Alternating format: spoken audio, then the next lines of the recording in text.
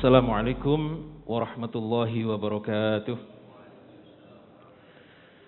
Bismillah, alhamdulillah, wassalatu wassalamu ala rasulillah, la hawla wa la quwata illa billah, amma ba'd. Puji syukur kepada Allah subhanahu wa ta'ala atas semua limpahan karunia nikmatnya. Salawat serta salam mari kita selalu haturkan kepada Nabi kita Muhammad sallallahu alaihi wasallam. Mudah-mudahan kita mendapatkan syafaat beliau hingga yaumul akhir nanti. Amin ya rabbal alamin. Para bapak, ibu dan saudara sekalian, pada pertemuan yang lalu kita telah membahas bagaimana jalannya peperangan yang keempat, pasukan muslimin melawan pasukan putih, kalau ini Pak, Persia, ya. Persia. Tetapi ini masih di wilayah Irak. Jadi Persia ini wilayahnya luas. Termasuk Irak dulu menjadi salah satu daripada wilayah Persia.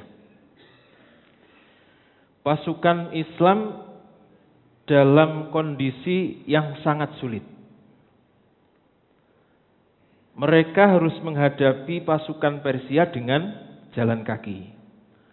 Sebab kuda-kuda mereka tidak berani mendekat karena dihadang oleh pasukan gajah dengan suara gemerincing dari lonceng yang memang sengaja dipakaikan gajah itu. Tetapi mereka tetap menunjukkan semangat dan pengorbanan yang luar biasa yang tidak dimiliki oleh pasukan musuh dari manapun. Dan yang memang menjadi magnet utama yaitu cita-cita mereka, yaitu mendapatkan syahid, sehingga mereka tidak memperdulikan. Jadi salah satu daripada cita-cita para pasukan muslim ini adalah gugur di medan perang karena mati syahid, karena kesyahidan itu. Inilah pasukan berani mati, Bang, ya. Kalau dulu di zamannya waktu Gus Dur di demo itu, Pak, ya, kan ada pasukan berani mati juga itu. Tetapi sebelum berangkat itu mencari sesuatu yang kira-kira Pak? Kebal dan lain-lain supaya tidak mati. Nah, itu bukan pasukan berani mati. Karena sebelum berangkat mencari sesuatu. Ben kebal, ben apa. Itu dulu pernah begitu, Bang. Jadi masih pasukan tidak berani mati. Baik, kita lanjutkan. Nah, di tengah-tengah kepanikan itu, Abu Ubaid, panglimanya, ini memanggil pasukan agar berkumpul di area gajah untuk memutuskan tali-tali gajah itu, terutama loncengnya itu yang bisa menakuti kuda-kuda. Nah, dalam hitungan detik, Abu Ubaid ini kemudian sudah terlihat bergelantungan di talinya gajah itu, dengan memegang tali itu. Berusaha untuk memutuskan tali, supaya loncengnya ini jatuh dan tidak bunyi. Sekaligus menghabisi, jadi gajah itu kan di atasnya ada orangnya, sekaligus menghabisi penunggang gajahnya itu. Nah, melihat itu, melihat apa yang dilakukan oleh Abu Ubaid ini, pasukan yang lain kemudian mengikuti sesuatu yang sama, yaitu mereka mencari gajah atau mereka bergelantungan di talinya gajah. Tetapi apa yang terjadi? Gerakan mereka itu kemudian oleh gajah direspon dengan menangkap mereka, kemudian dibanting dengan belalainya, kemudian diinjak. Karena gajah ini sudah terlatih, Bang. Memang gajah ini digunakan untuk berperang. Jadi sekali lagi gajah ini sudah terlatih. Sehingga justru Abu Ubaid ini kemudian tertangkap oleh belalainya. Jadi salah satu daripada tujuan Abu Ubaid itu adalah memotong belalainya sebenarnya, supaya gajah itu terhenti atau justru malah mati. Tetapi Abu Ubaid ini justru tertangkap oleh gajah, kemudian dibanting dan diinjak. Masya Allah, ini Abu Ubaid. Nah, melihat pasukannya dalam kondisi kritis ini, salah satu pasukan muslimin yang bernama Hakam bin Mas'ud ini mengambil bendera yang dibawa oleh Abu Ubaid, lalu berusaha menyingkirkan gajah. Berusaha menyingkirkan gajah, tetapi justru yang menimpa Hakam bin Mas'ud ini lebih parah, Pak. Gajah ini lagi-lagi berhasil menangkap dengan belalainya, kemudian dilempar yang namanya Hakam bin Mas'ud ini. Lalu dia diinjak-injak oleh gajah sampai dia gugur dan syahid di medan perang. Masya Allah. Kemudian panji perang. Jadi sekali lagi panji perang itu penting sekali di zaman itu. Ketika melihat bendera perang itu masih berdiri kokoh, maka seluruh pasukan akan bersemangat untuk menyerang. Tetapi kalau benderanya sudah tidak kelihatan, dengan kata lain pembawa bendera atau panglima perang mereka berarti sudah gugur. Sehingga ini kemudian mengedonkan atau menurunkan semangat mereka untuk berperang. Maka bendera itu kemudian beralih kepada orang-orang yang sebelumnya memang sudah disebutkan oleh Abu Ubaid. Kalau saya nanti gugur, maka bendera akan dipegang oleh ini. Kalau ini gugur, dipegang oleh dan seterusnya. Dan yang disebut itu adalah putra-putranya sendiri. Ada yang namanya Wahab bin Abu Ubaid, kemudian Malik bin Abu Ubaid, dan Jabar bin Abu Ubaid. Dan semuanya ini gugur satu persatu, karena membawa bendera. Berarti yang membawa bendera pasti menjadi incaran pasukan musuh. Masya Allah.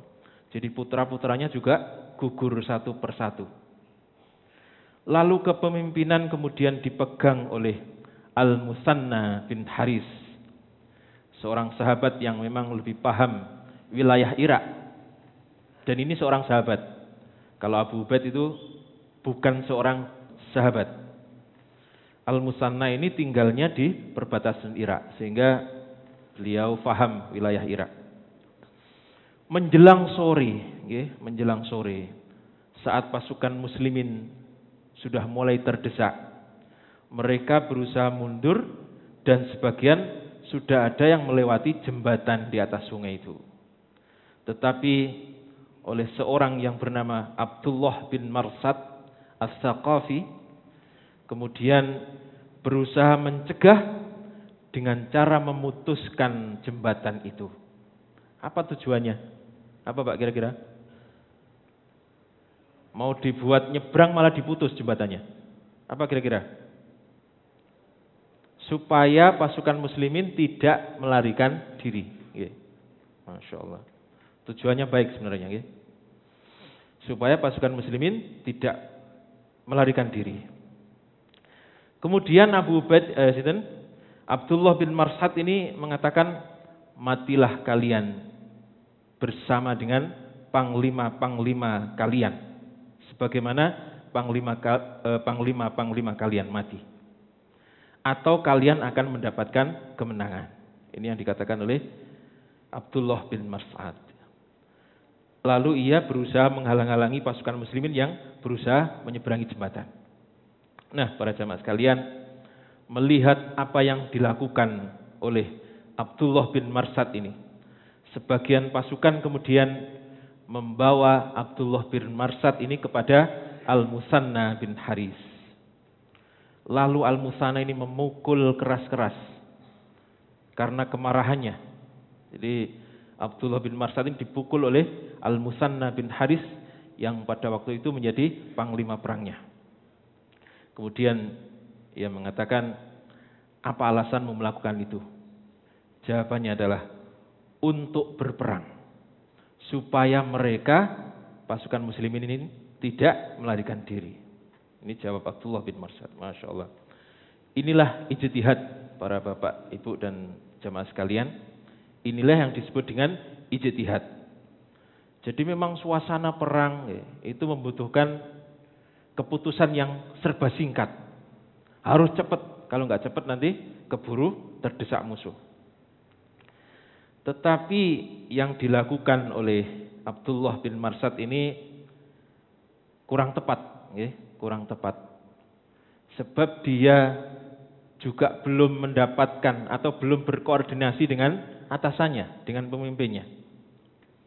Jadi sekali lagi apa yang dilakukan oleh Abdullah bin Marsad ini tidak pada tempatnya, sangat berbahaya. Karena memutuskan jembatan ini dapat menyebabkan orang-orang yang sudah nyebrang itu ini bisa jatuh ke jembatan dan akhirnya terhanyut. Apalagi nanti ketika pasukan muslimin terdesak, mereka akan lari ke sungai dan akan menjeburkan diri ke sungai. Dan itu akan menyebabkan mereka hanyut di bawah sungai. Jadi semestinya ketika situasi memaksa mereka harus mundur, maka sebagian yang lain harus melindungi teman-teman mereka. Ini semestinya. Bukan justru memutus akses itu, jembatan diputus. Tetapi sekali lagi ini adalah ijtihad. Ketika benar mendapatkan pahala 2, ketika salah mendapatkan pahala 1. Itulah ijtihad. Sebab semua yakin bahwa yang dilakukan oleh Abdullah bin Marsad ini adalah baik. Menurut Abdullah bin Marsad, yaitu supaya pasukan tidak melarikan diri. Nah, para jamaah sekalian, hal yang mirip ini nanti akan dilakukan oleh seorang panglima dari Bani Umayyah. Jadi berapa puluh tahun setelahnya berarti. Ketika akan menaklukkan wilayah Andalusia. Andalusia itu mana, Pak? Putih? Spanyol, Spanyol. Andalusia. Jadi Spanyol itu dulu pernah dikuasai oleh orang-orang Islam. Kerajaannya banyak. Tetapi kemudian mereka centang berenang. Ketika raja ini mempunyai keturunan 2, anaknya sudah mulai merebut kekuasaan. Saling berebut. Yang satu meminta bantuan orang non-Islam, yang satu juga minta bantuan orang non-Islam. Ketika menang, kemudian mereka menjanjikan wilayah untuk sekutu non-Islamnya itu. Itu sama-sama saudaranya sendiri. Itu yang terjadi sehingga Andalusia kemudian habis, orang Islamnya habis dibabat oleh orang-orang non-Islam. Nah, siapa panglima itu? Dia adalah Tariq bin Ziyad. Sinten, Pak? Tariq bin Ziyad. Nah, kebetulan di sini ada salah satu namanya putranya Ustaz Hamim, Tariq. Tariq bin Ziyad. Kalau panjenengan pernah lihat YouTube, ada 2 lautan yang airnya tidak bisa menyatu. Ada yang pernah lihat? Pernah nggih? Itu di tempat apa, Pak, namanya? Selatnya. Ada yang masih ingat? Gibraltar. Selat Gibraltar. Jadi Selat Gibraltar itu karena dekat dengan gunung. Dekat dengan gunung. Nah, Selat Gibraltar itu berasal dari Jabal Tariq bin Ziyad. Jabal Tariq bin Ziyad. Gunung yang dikasih nama Tariq bin Ziyad. Nah, selat itu berada di sebelahnya gunung itu, di bawahnya gunung. Lalu apa yang dilakukan oleh panglima ini, yaitu Tariq bin Ziyad ini? Beliau ketika sudah sampai di daratan, beliau menyuruh membakar seluruh armada kapalnya, supaya tidak ada yang berpikir untuk melarikan diri. Atau kembali ke kapal, karena kapalnya sudah dibakar habis. Nah, ini yang kemudian menyebabkan kemenangan di pihak pasukan muslimin pada waktu itu. Nah, di selat itulah Tharik bin Ziyad membakar kapal-kapalnya, sehingga di situ kemudian disebut dengan selat apa? Gi atau Ji, kadang-kadang kita bacanya Gibraltar. Gibraltar yang berasal dari Jabal Tharik bin Ziyad. Nah, mengenai fenomena dua lautan ini diterangkan di surat yang sering kita baca di hari Selasa, Pak. Surat apa? Ar-Rahman. Ayat berapa kira-kira? Ayat 19-20. Yang bunyinya seperti apa? Marajal bahraini yaltaqiyan bainahuma barzakhul la yabghiyan. Marajal bahraini yaltaqiyan bainahuma barzakhul la yabghiyan. Dia membiarkan dua lautan mengalir, yang keduanya kemudian bertemu. Di antara keduanya ada pembatas yang tidak bisa dilampaui oleh masing-masing. Jadi air itu bisa pisah gitu, Pak nggih. Bisa pisah gitu. Nanti bisa dilihat yang belum pernah lihat. Kelihatan karena warna airnya beda. Masya Allah. Ini keajaiban Allah. Keajaiban bagi yang heran. Tetapi setelah dipelajari, masa jenisnya beda memang. Jadi tidak bisa nyampur. Sehingga dikatakan barzakhul la yabghiyan. Barzakh. Kata-kata barzakh ini yang sering kita dengar masalah apa, Pak? Barzakh. Alam barzakh. Jadi barzakh itu adalah dinding yang sangat tipis tetapi sangat kokoh. Tidak ada yang bisa menembus. Alam barzakh itu juga demikian. Mereka bisa melihat kita. Kemudian mereka juga bisa melihat akhirat. Tetapi mereka tidak bisa menembus ke alam dunia maupun ke alam akhirat. Maksudnya surga neraka itu. Masya Allah. Seperti ruang tunggu. Kalau panjenengan pernah ngantar orang ke bandara itu ada ruang tunggu. Yang mengantar itu alam dunia. Kemudian pesawatnya alam akhirat. Kira-kira begitu, tembus pandang. Nah, nanti bisa dilihat di YouTube. Barangkali ada yang belum pernah lihat. Baik, kita lanjutkan sedikit. Al-Musanna ini kemudian memerintahkan untuk mengikat jembatan yang telah dirobohkan oleh Abdullah bin Marsad. Lalu ia berdiri dengan beberapa panglima lainnya untuk melindungi pasukan muslimin yang akan menyeberang ke jembatan itu. Lalu ia berkata, wahai sekalian pasukan muslimin, kami akan melindungi kalian. Menyeberanglah dengan pelan-pelan dan jangan bingung. Sebab kami tidak akan meninggalkan kalian sehingga kalian sudah berada di posisi seberang sungai. Dan jangan kalian menjeburkan diri atau menghanyutkan diri ke dalam sungai. Ini kata-kata daripada Al-Musanna bin Haris. Nah, para jemaah sekalian, akhirnya kemudian pasukan ini menyeberang pelan-pelan sambil sebagian melindungi dari mereka dari kejaran musuh oleh beberapa panglima yang memang dia sudah punya pengalaman yang cukup luar biasa dalam hal peperangan. Nah, para jemaah sekalian, melihat pasukan muslimin mundur, pasukan Persia ini yang dipimpin oleh Bahman Jadzawi, Raja Angel. Bahman Jadzawi ini berusaha mengejar dan membunuh sisa-sisa pasukan muslimin. Tetapi mereka kemudian terhenti oleh Al-Musanna bin Haris dan beberapa panglima yang memang melindungi orang-orang yang akan menyeberang.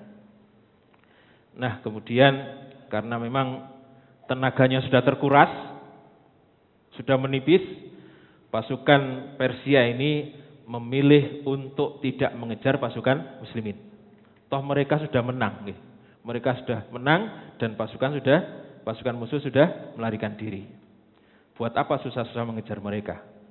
Maka kesempatan itu digunakan sebaik-baiknya oleh Al-Musanna bin Haris untuk memimpin pasukan mengundurkan diri dengan rapi yang telah berusaha sekuat tenaga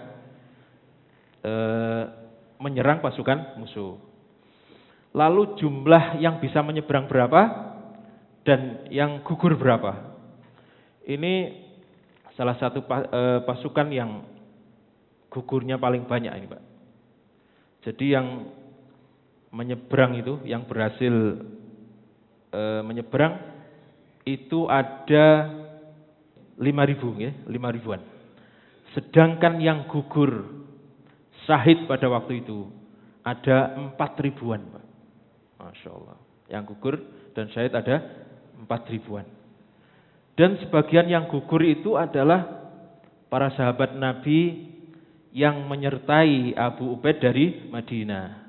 Ini yang sangat menjadikan nanti Khalifah Sayyidina Umar bin Khattab ini sangat prihatin, terpukul.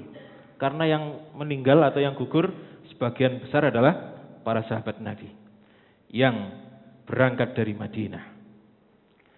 Kemudian dari 5.000 pasukan ini yang berhasil menyelamatkan diri, 2.000 kembali ke Madinah. Sedangkan yang 3.000 tetap ikut Al-Musanna bin Haris berada di wilayah Persia atau Irak pada waktu itu. Nah sekarang yang gugur di pihak Persia ada sekitar 6.000 orang. Masya Allah. Berarti masih banyak mana, Pak? Masih banyak Persia. Di pihak Muslimin 4.000. Di pihak Persia 6.000. Masih banyak Persia. Kita bacakan Fatihah orang-orang yang gugur memperjuangkan agama, ya sebab mereka lah kemudian agama itu sampai ke kita. Ila hadiniyah khusun la ashabin nabi. Al-Fatihah. A'udzu billahi minasyaitonir rajim. Bismillahirrahmanirrahim. Alhamdulillahi rabbil alamin. Ar-Rahmanir Rahim Maliki yaumiddin. Iyyaka na'budu wa iyyaka nasta'in. Ihdinas siratal mustaqim. Siratal ladzina an'amta 'alaihim ghairil maghdubi 'alaihim waladdallin. Amin. Lalu tindakan apa yang dilakukan oleh Khalifah Sayyidina Umar bin Khattab setelah kekalahan di pihak muslimin ini akan kita bahas pada pertemuan yang akan datang. Demikian, kurang lebihnya mohon maaf. Mudah-mudahan manfaat. Wassalamualaikum warahmatullahi wabarakatuh.